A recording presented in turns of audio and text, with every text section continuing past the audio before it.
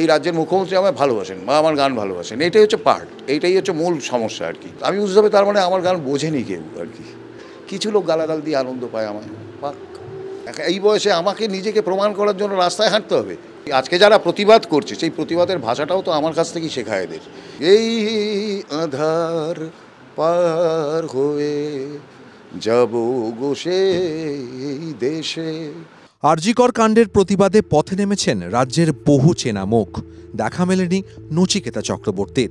আর তা নিয়েই বেশ কিছুদিন ধরে সমাজ মাধ্যমে কটাক্ষের মুখে পড়েছেন সঙ্গীত শিল্পী। সমাজ মাধ্যমে নিজের লেখা কবিতা পাঠ করার পর থেকেই আরও বেশি রোষের মুখে পড়েন নচিকেতা। সম্প্রতি অনুরাগী আর কাছের মানুষদের সঙ্গে জন্মদিন পালনের মাঝেই নচিকেতা মুখোমুখি হলেন আনন্দবাজার অনলাইনের। উত্তর দিলেন সব কটাক্ষের। আরও একটা জন্মদিন, আরও একটা বছর এসে গেল। আমার সঙ্গে মধ্যে রয়েছে নচিকেতা চক্রবর্তী। নচিদা, স্বাগত Anandabazar online. Thank you Debu, বলো। আরও একটা জন্মদিন, কতটা আনন্দের? আমার কাছে জন্মদিন আনন্দের নয়, কারণ মৃত্যুর দিকে এক বছর করে এগিয়ে যাচ্ছে আর কি। জন্মদিন আনন্দের নয়, জন্মদিন আনন্দ হচ্ছে ওদের, মানে আমার যারা গানের ভক্ত বা আমার গানকে যারা পছন্দ করে, বা ধরে নাও আমাদের আগুন বাকির ছেলে, ওদের উৎসাহতেই এটা হয় আর কি। আমার জন্মদিন একটা ওরম জন্মদিন তো বলে কিছু না, একটা দিন যে দিনটা আমি ওদের সাথে থাকি আর কি। ওরা আমাকে গান শোনায়, কেউ যারা কবিতা লেখে তারা কবিতা শোনায়, যারা আরও কিছু করে, অ্যাক্টিং করে বা ডান্সও করে, তাদের সবাইকে নিয়ে একটা অনুষ্ঠান মতো হয় এখানে। জন্মদিনে কি আয়োজন? পায়েস খাওয়া হয়?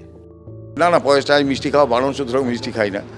এমনি যা খাওয়াটা হয় ওই ওরা নিজেরাই খায়, নিজেরাই চাঁদা তুলে তো করে টরে। এবারের জন্মদিনে কি বিষাদের সুর বেশি? মর্মান্তিক ঘটনার রেশ কাটেনি এখনো, তার উপর তুমিও ক্রমাগত কটাক্ষের মুখে। খুব মর্মাহত যা হয়েছে, সেটা আর বলার কি আছে। এটা নিয়ে প্রথম কবিতাটা বোধহয় আমি লিখেছিলাম, মা তুমি এসো না। তো ওটাই আমার প্রতিবাদ আসল প্রতিবাদ। ওইভাবে তো প্রতিবাদ কি প্রতিবাদ, অ্যাকচুয়ালি মানবতার কাছেই একটা প্রতিবাদ। অ্যাকচুয়ালি মানুষ এরকম হতে পারে এটাই তো ভাবা যায় না। আমি 31 বছর ধরে গান গাইছি, মানুষকে একটা সুস্থ বোধের কথা স্বপ্ন দিয়ে যাচ্ছি, বলছি মানুষকে। আসলে সেখানে যদি একটা মানুষকে খুন করে, হ্যাঁ, একটা মানুষকে অবিচার করে একটা মানুষের ওপরে, তো আমি বুঝতে হবে তার মানে আমার গান বোঝেনি কেউ আর কি। 31 বছর ধরে যে যুদ্ধটা চালালাম সেই যুদ্ধটার মানে কেউ বুঝলো না আর কি। হ্যাঁ, এখন দেখি আমাকেই ট্রোল করে লোকে, আমাকেই গালাগাল দেয় আর কি। কেন ঠিক বুঝতে পারছি না, কী চায় লোকে সেটাও বুঝতে পারছি না। আমার দিকের পাওয়ার পার্টে সবটাই আমি করেছি। অসুবিধা একটাই হয়েছে, সেটা হচ্ছে যে আমি পশ্চিমবঙ্গে বাস করি এবং এই রাজ্যের মুখ্যমন্ত্রী আমায় ভালোবাসেন বা আমার গান ভালোবাসেন, এটাই হচ্ছে পার্ট, এইটাই হচ্ছে মূল সমস্যা আর কি। সেখানে তো আমার কিছু করার নেই। কেউ আমাকে এতগুলো লোক আমায় ভালোবাসে, হ্যাঁ, এতগুলো লোক কেন, পশ্চিমবঙ্গের 70% লোকই আমাকে পছন্দ করে, আমায় ভালোবাসে। কিছু লোক গালাগাল দিয়ে আনন্দ পায় আমায়, পাক।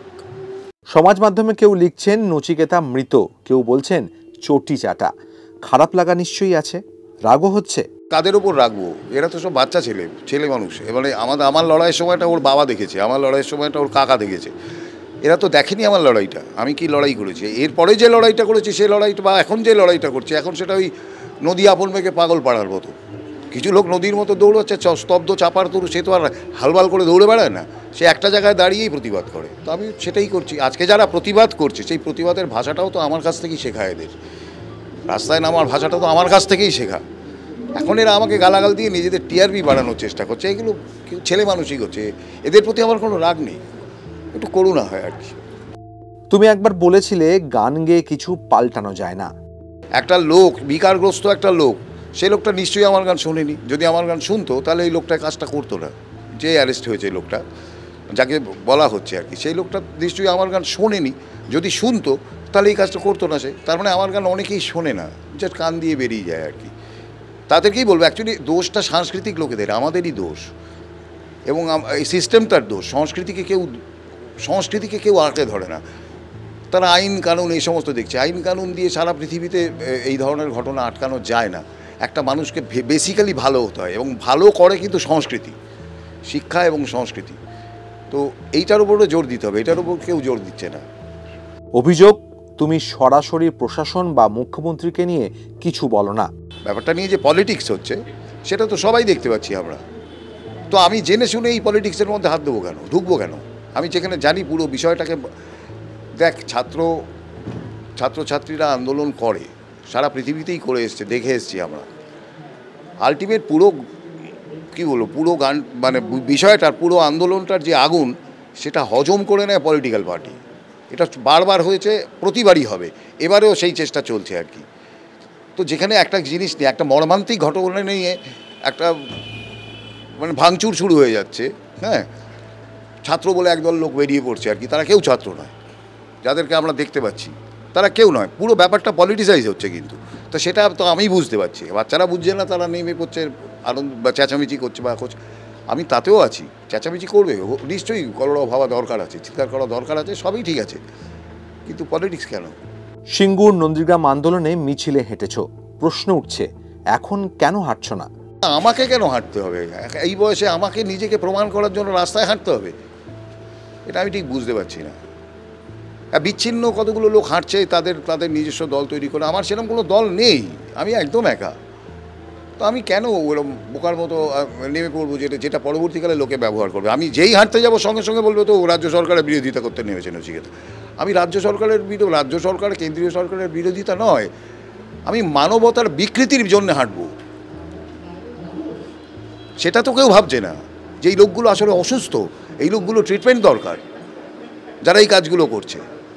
তো আমি মানবতার বিকৃতির বিরুদ্ধে হাঁটতে পারি, তাই এটা রাজ্য সরকার, কেন্দ্র সরকার, হ্যাঁ, মধ্য সরকার, এদের বিরুদ্ধে হেঁটে তো কোনো লাভ হবে না আমার।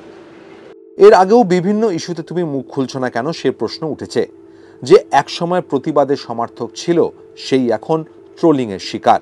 শিক্ষিত এবং কি বলবো, সম্পন্ন লোকেদের, যাদের বোধ আছে, তাদের ট্রোল করাটাই একটা কি বলবো, একটা ট্রেন্ড হয়ে দাঁড়িয়েছে আর কি। মানে হেঁটেছে তো, কৌশিকও তো হেঁটেছে, কৌশিক সেন, হ্যাঁ, অপর্ণা সেনও হেঁটেছে, আরও অনেকে হেঁটেছে, তো তাদেরকেও তো ট্রোল করা হচ্ছে। আসলে এরা শিক্ষিত সমাজকে ঢুকতে দিতে চাইছে না, এরা একটা অ্যানার্কি তৈরি করতে চাইছে, বুঝতে পেরেছো? এটা পলিটিক্যালি হচ্ছে খেলাটা, কিন্তু আমি ছাত্রদের দোষ দিচ্ছি না, সাধারণ মানুষকে দোষ দিচ্ছি না। শিক্ষিত লোকেদের ঢুকতে দিলেই তো বিষয়টা অ্যাকচুয়ালি চিহ্নিত হয়ে যাবে। এরা তো অ্যানার্কি, এরা তো বিশৃঙ্খলা তৈরি করতে চাইছে, নৈরাজ্য তৈরি করতে চাইছে। আমি নিশ্চয়ই চাই, আমি চাই জাস্টিস, আমিও বিচার চাই, নৈরাজ্য চাই না ভাই। এই সময় কি তোমার সৃষ্টির উপযোগী নয়? না, এসব দেখে এখন মনে হয় যে আমাকে আরেকবার কোমর বেঁধে নামতে হবে এই অশিক্ষিত মানুষগুলোকে শিক্ষিত করার জন্য। নতুন করে প্রতিবাদের গান লিখবে? হ্যাঁ, আমি গান ছাড়া তো আর কিছু পারি না, আমি তো রাস্তায় বেরোতে পারি না। হ্যাঁ, সুতরাং আমাকে যেটা করতে হবে, গান দিয়েই করতে হবে, কলম দিয়েই করতে হবে। অরিজিৎ সিংহ আরজিকর কাণ্ডে গান তৈরি করে কুণাল ঘোষের রোষের মুখে পড়েছেন। আমি ঠিক জানি না বিষয়টা, যদি করে থাকে কেউ অন্যায় করছে। প্রত্যেকটা মানুষের তার গণতান্ত্রিক অধিকার আছে, সে যে কোনো বিষয় নিয়ে প্রতিবাদ করতে পারে, এবং করতে দেওয়াটাই একটা গণতান্ত্রিক পদ্ধতি। অনুরাগীদের কি বার্তা দেবে? তাদের বলবো, অশিক্ষিত হও না, চোখ কান খোলা রাখো, হুজুগে নেচো না আর কি, নিজের বুদ্ধি যেটা বলবে সেটা করো। এই আধার পার হয়ে যাব গো সেই দেশে, যেথা বাতাসের গুনগুন অনুভবে মেশে, ও এই আধার পার হয়ে যাব গো সেই দেশে।